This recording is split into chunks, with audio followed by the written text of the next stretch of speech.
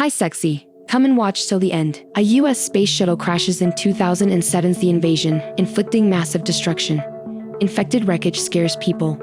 Tucker Kaufman, the CDC chairman, feels sick the night he gets home and sleeps with strange cellular condensation on his face.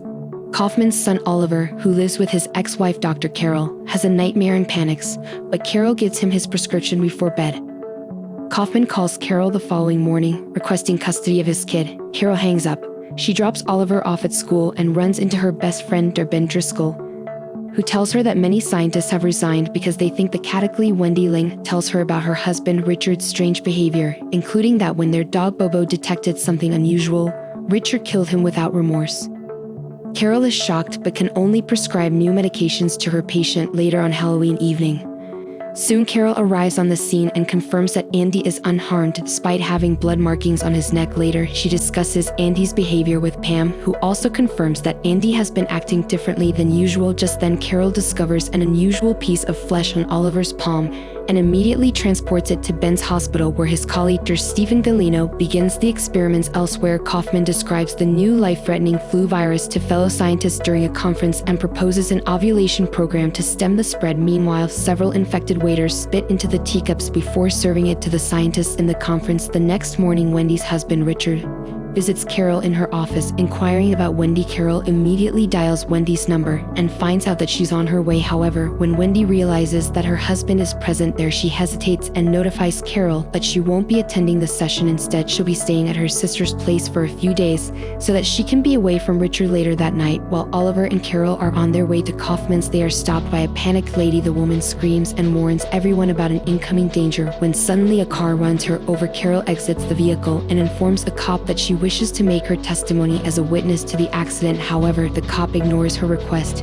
and orders her to leave the place. After a while, Carol drops Oliver off at Kaufman's for the weekend, telling him to contact her frequently and take his meds on time. In the next scene, Carol and Ben attend a party where they meet Czech diplomat Dr. Henryk Belichick and his wife Ludmila, who adore them and think they'd make an excellent couple. Later, they encounter a Russian diplomat named Jurij Kaganovic, who joins Carol in discussing human nature's dark side. After the party, Ben takes Carol home, and before they depart, he tries to kiss her. Unfortunately, Carol backs off, claiming that she doesn't want to jeopardize their friendship. Later, a stranger tries to force his way into the home, but Carol valiantly fights him off. She then locks herself in and instantly dials Ben for help. The next morning, Ben comes over and proposes Carol stay at home, but the latter refuses, claiming that she has several clients to see that day. Later, on her way to work, Carol notices a few people staring at her with strange eyes. She also sees several other people staring into nothingness as if they have no soul. When she arrives at the office, she's shocked to find out that all her patients have canceled their appointments for the day. She then dials Wendy's number, realizing she hasn't kept up with some of her appointments. However, Richard answers the phone and informs her that Wendy will call her later as she's asleep.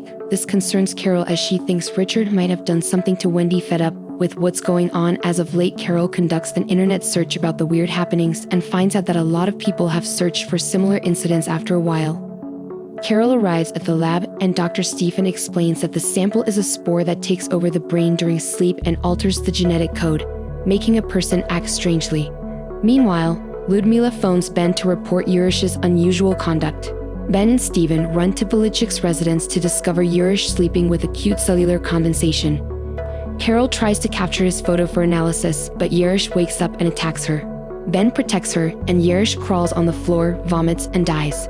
Stephen takes Jurish's blood for the experiment while Carol fetches Oliver from Kaufman's. Kaufman is at a meeting with his odd-acting coworkers. Kaufman reassures Carol that Oliver is well at Jean's place. Kaufman and his coworkers inform Carol that she will be Jew. Kaufman spits on her. Luckily, she escapes and reaches Jean's home to rescue her kid, but she instead finds Jean's mother, who has died from the virus. Carol panics and drives carelessly, causing a small collision. She leaves when the automobile would not start, but others after her. Carol flees to a metro station and observes the people with the Carol exits the train and tries to save a girl but fails. Later, she encounters an infected man at the railway station and kills him before he can attack.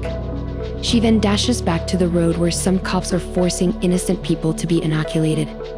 An uninfected cop approaches her and asks her to flee after noticing sweat on her face, indicating that infected people cannot sweat. When she gets home, she finds it empty with no signs of infection. Carol and Ben come across some cops who are forcefully trying to inoculate Wendy.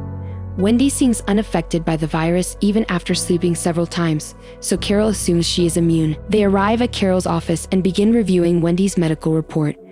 Just then, Ben discovers that Wendy has a brain illness called encephalitis, which stops the virus from entering her brain, thus making her immune. Hearing this, Carol suddenly realizes that Oliver is suffering from the same sickness and wonders if he is immune. Meanwhile, Dr. Stephen calls Ben and informs him that they've arrived at Fort Detrick and have started their research on the cure. He also advises the duo to flee the area before the cops inoculate them. In the meantime, Oliver again texts Carol and mentions that he's being kept at his grandmother's home in Baltimore. This worries Carol, and she reveals to Ben that Kaufman has already infected her with the virus, hence she's afraid that she'll fall asleep and lose both Ben and Oliver. In the next scene, Ben somehow evades the infected cops and drops off Carol at the station, and the two go their separate ways. Soon Carol boards the train to Baltimore, where she realizes that all the people are infected. Surprisingly, Jean is also among them, who tries to warn others that Carol is simply acting diseased. Hearing this, Carol makes up an excuse to sleep alone in the toilet and leaves. Later, Jean comes to check on her since he is still doubtful about her illness, having no alternatives left.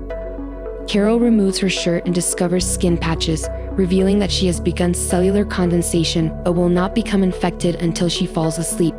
However, this convinces Jean and he leaves the place. A while later, Kaufman greets Carol and Jean at the station and takes them to his mother's place. Upon arriving there, Carol manages to see Oliver while Kaufman is away. Oliver tells his mother that he is still uninfected despite sleeping every day. Suddenly, Jean shows up and confirms his speculations about Carol pretending to be infected to protect Oliver and herself. Carol throws Jean and knocks him unconscious.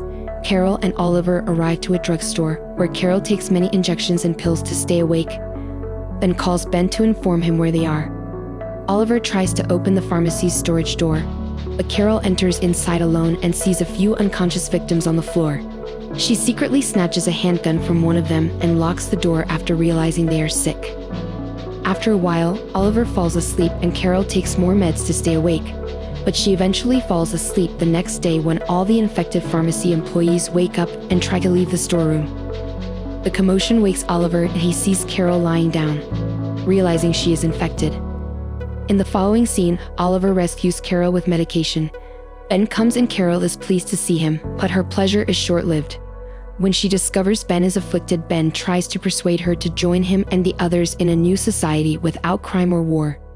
He opens the door to let in the infected employees and reveals that immune people like Oliver cannot survive in the inoculated population. The infected try to apprehend Oliver, but Carol shoots all of them dead, shoots Ben in the knee, and escapes with Oliver in a cop car, only to be surrounded by other infected people. Fortunately, Dr. Stephen rescues them in a helicopter and leads them to a medical center. Scientists create a vaccine and the whole world is vaccinated. The strange virus is eradicated within a year and the world returns to normal. In an interview, Dr. Stephen reveals that the vaccinated will not remember the earlier events. Oliver quits school with Jean. Ben reads the newspaper with no recollection of being afflicted. The end. See you later, sexy.